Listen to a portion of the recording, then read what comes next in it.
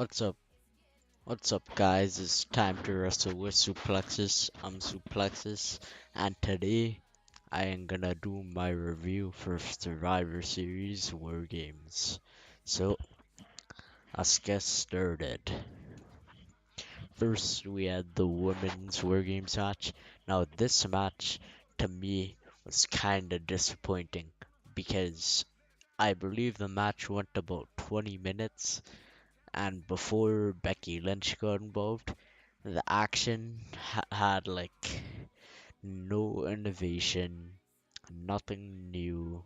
Like, just it felt like normal wrestling with the same people we see until Becky walked in, and slightly until Rhea walked in. So the match kind of picked up when Rhea came, and then it got great when Becky came. But overall, even though the match wasn't as good as I thought it'd be, it wrapped up the Becky Lynch Bianca Belair arc with um damage control, and from SummerSlam to Survivor Series that was going on. So I'm happy about that, and I can't wait for what the next feud is. Bianca and Becky, by the way, had amazing attires tonight, and that's all for this match. It's a good a good match, but I thought it'd be a lot better. But that was a kickoff for War Games. Technically, the first War Games match ever on WWE's main roster. I'm not counting NXT on WWE first War Games. So next we had Finn Balor versus AJ Styles. Now this match, it, it's a traditional. It reminded me of Edge versus AJ at Backlash. Mind you, a little less good, as the first 5-7 minutes were just slow chain wrestling, and then once the OC and the Judgment Day fought through the crowd, then the action picked up. And at the end, shockingly, AJ Styles beat Finn Balor. Now, I'm saying shockingly because I thought Finn was going on a winning streak and he'd eventually lose to Edge, but nope, AJ Styles got the win. For the first time in 2 or 3 years, he won a singles match on pay per view. Good job to you, AJ. You deserve it.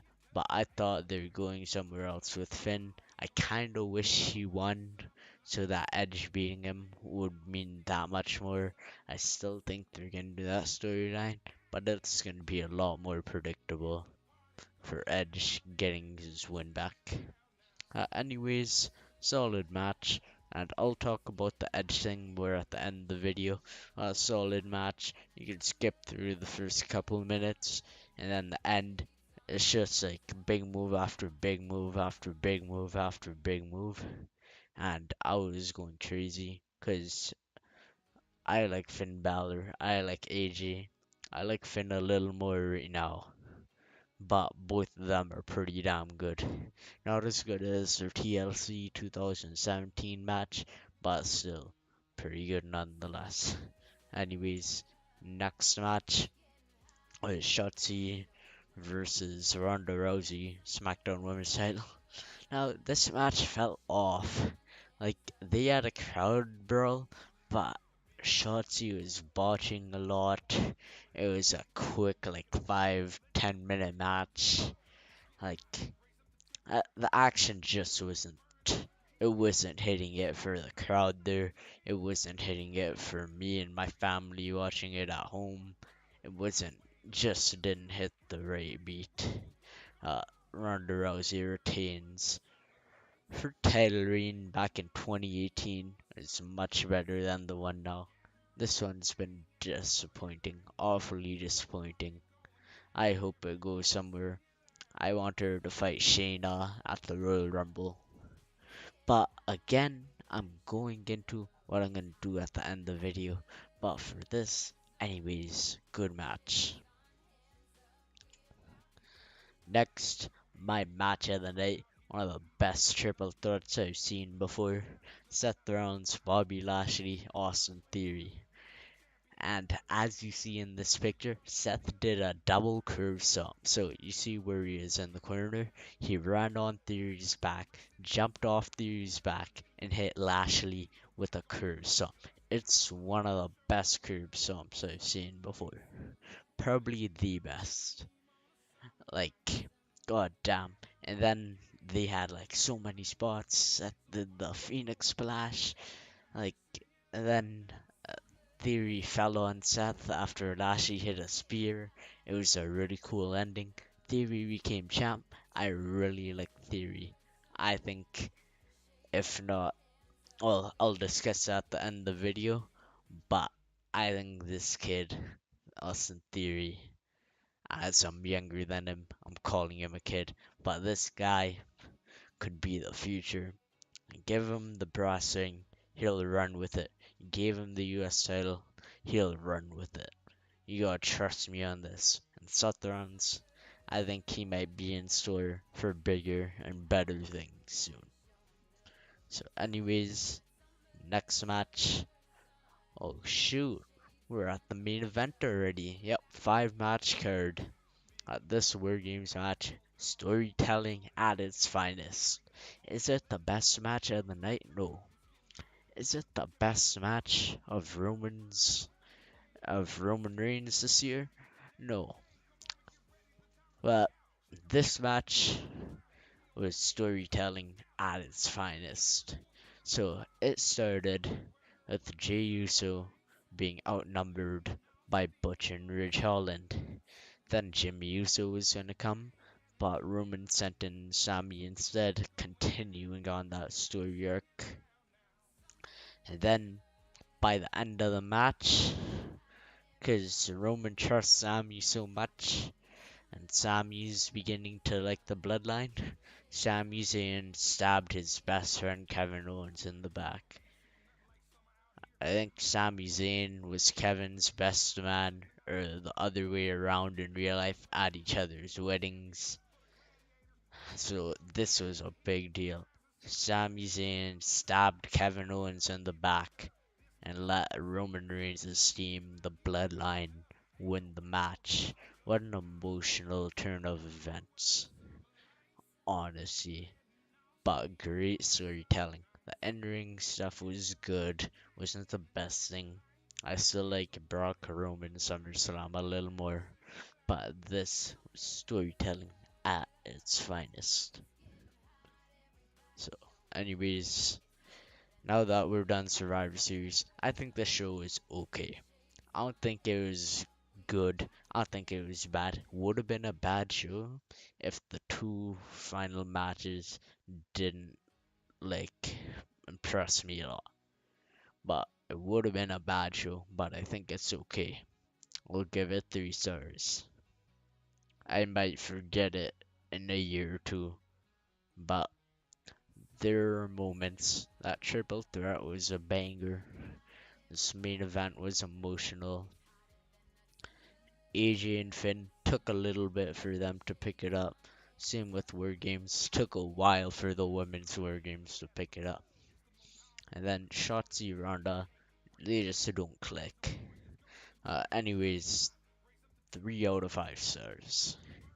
But now it's time to move on to my wishes, predictions, and hopes for 2024. So first, let's discuss the state of Roman Reigns and the bloodline. Sami Zayn hugged it out with Jey Uso. He is fully loyal, and they pinned Kevin Owens. Kevin's been trying to get that title out of Roman's grasp, but he keeps failing. He keeps coming up short, and that's been the story. So you could go 2 ways with this. You could do Roman Kevin at the Royal Rumble, but we've seen that twice already. That'd be the third time. Or this is what I think they should do, and what I think will happen slightly.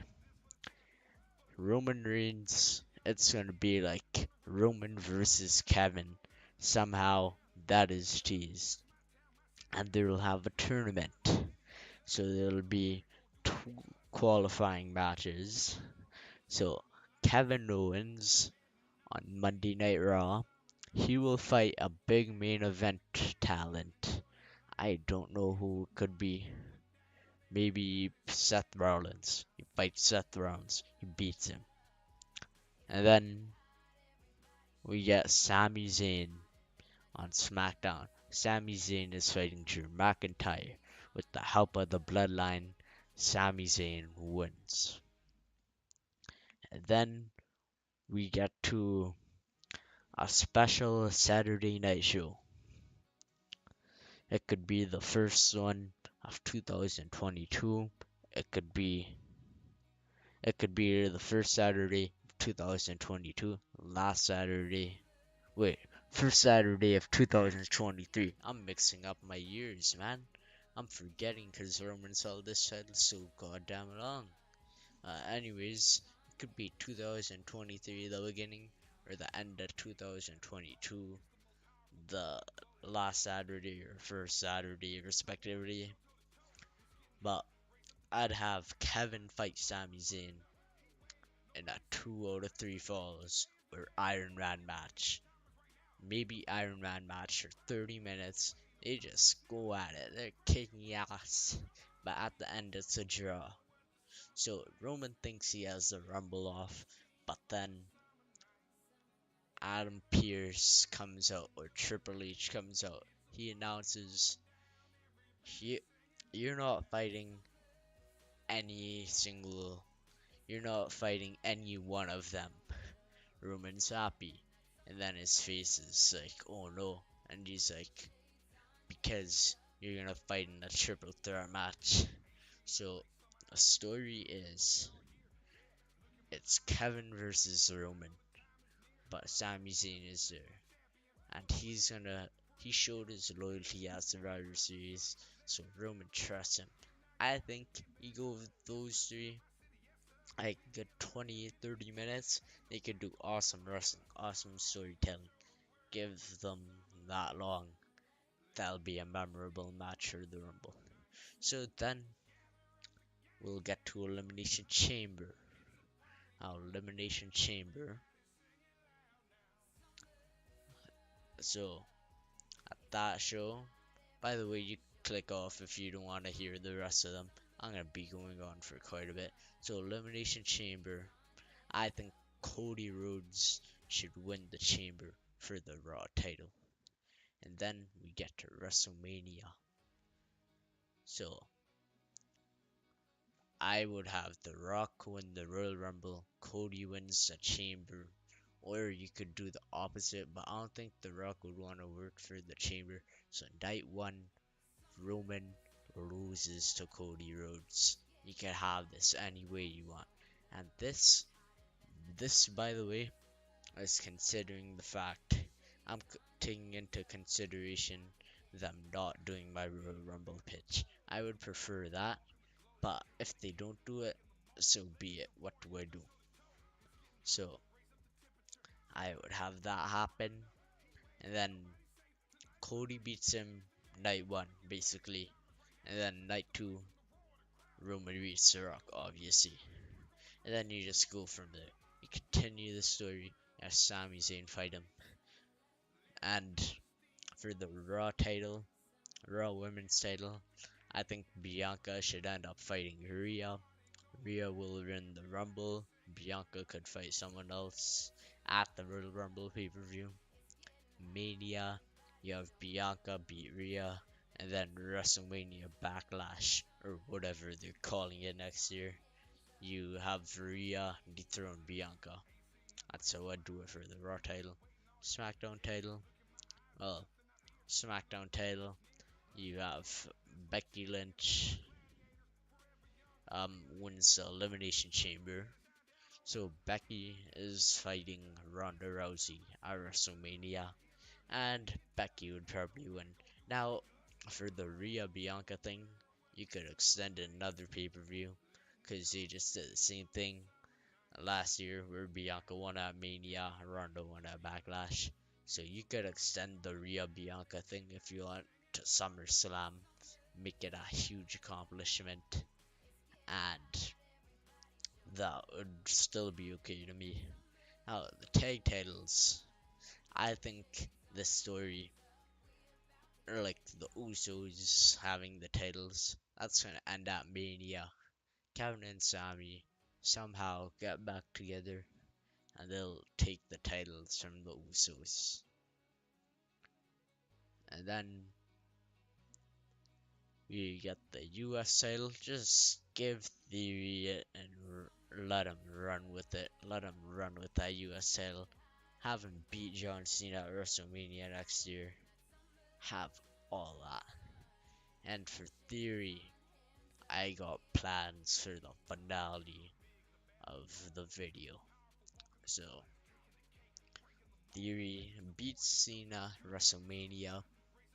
So now get to the IC title picture. Uh, Intercontinental title. Gunther's champion. I want to see Sheamus fight him again. So just screw it. Balls to the walls.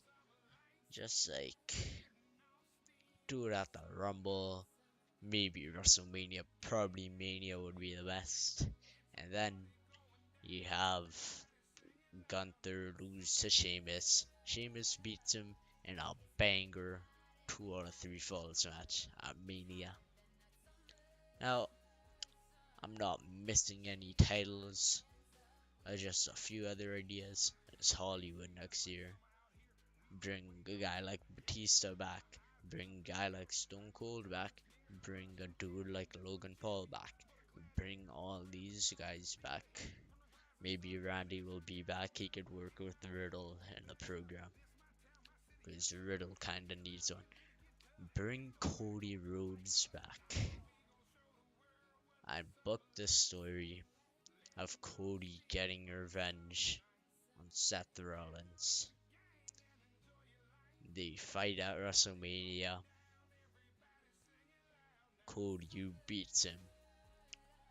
Cody beats Austin Theory for the US title at WrestleMania Backlash.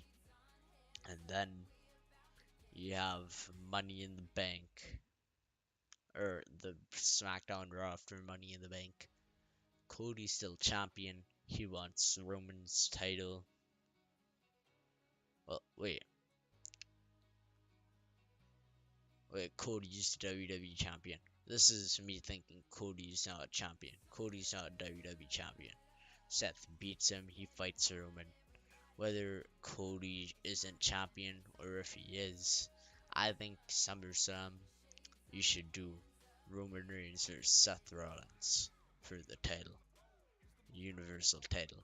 That's a big match. And then Sami Zayn versus Roman. You could have that like Survivor Series or the Rumble. But now, that's the finale of the video. WrestleMania 40. Now, this is 2023. If my wildest dreams come true, maybe I'll get my dream of Mania someday. Probably won't be anytime soon, but WrestleMania 40 anyways. I would have Theory fight Roman. Now hear me out. There are a lot of other names. Sami Zayn, Seth Rollins, this guy, that guy, Cena, Orton, Stone Cold, all these guys. Not necessarily Stone Cold, Kevin Owens. These guys who could dethrone Roman. Roman will have held the Universal title in about June next year for over 1,000 days. But, hear me out. I think you give it to Theory. Theory is the future of the company. He's not the next John Cena. He's not like John Cena. His mic skills aren't like John Cena. His attitude isn't like John Cena. But I think you could run with him. And you could run with this story. This redemption story. This guy was handpicked by Vince. This guy was practically The next to John Cena, next to Roman Reigns, next Stone Cold, next to Rock. Because Vince handpicks these guys. He looks at one guy and he says, "You're gonna run the company. You're gonna be the one." And then he was given everything. He was given the US title, Money in the Bank. But then Triple H took over and he had to work his ass off. He lost that US title at Money in the Bank. He never got it back. He failed to cash in Money in the Bank on Seth Rollins for a mid-card title. Mind you, he did win it tonight, but this guy failed. But he got up, he was like, not today. So run with this story. He couldn't cash in on Roman constant amount of times. But WrestleMania 40, you have him hit A-Town down. Cena gets inducted that year, his hero. And he wins the Universal title. That seems impossible, but the best stories that could be told in wrestling, the absolute best stories that can be told in wrestling, are the ones that seem impossible, are the ones that nobody is rooting for, are the ones that no one could even conceive. No one thought Batista would be the one to beat Triple H. All the eggs were in Randy's basket. Nobody thought Daniel Bryan would be the guy closing out WrestleMania 30. All the eggs were in Batista's basket. No one thought Kofi would dethrone Daniel Bryan for the WWE title. All the eggs were in Kevin Owens' basket. This is a constant story, but the difference here is people aren't behind Theory. He's not that indie prospect. He grew up in a neighborhood where he was just an average Joe. Vince tried to make him the next Cena. Vince tried. He gave him the US title, but Vince had to leave. And now, instead of being told you're the man, like people have been for the last 50 years, he's had to work his ass off when Triple H took over. He had to prove himself. He wasn't handpicked.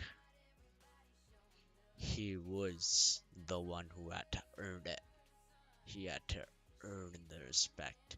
He had to earn all that. It became 10 times harder for him to succeed. But slowly he's improving. I think he's the man. I think he's going to carry the company. Tonight at Survivor Series, he showed me that he could be that guy. I think he is. I think he's going to beat Roman. This is a hope. This isn't a prediction. If it was a prediction, it'd be Cody Rhodes beating Roman for both titles and closing out Mania next year with everyone smiling. But Cody could take one title, I think, and that'd be okay. Another prediction would be Sami Zayn. But this to me is better. This is what I want. This is my hope. I shared my hopes, my wishes, my predictions. Thank you for watching. Thank you so much. I hope you all have an amazing weekend. Good night, and see you. This has been Suplexus.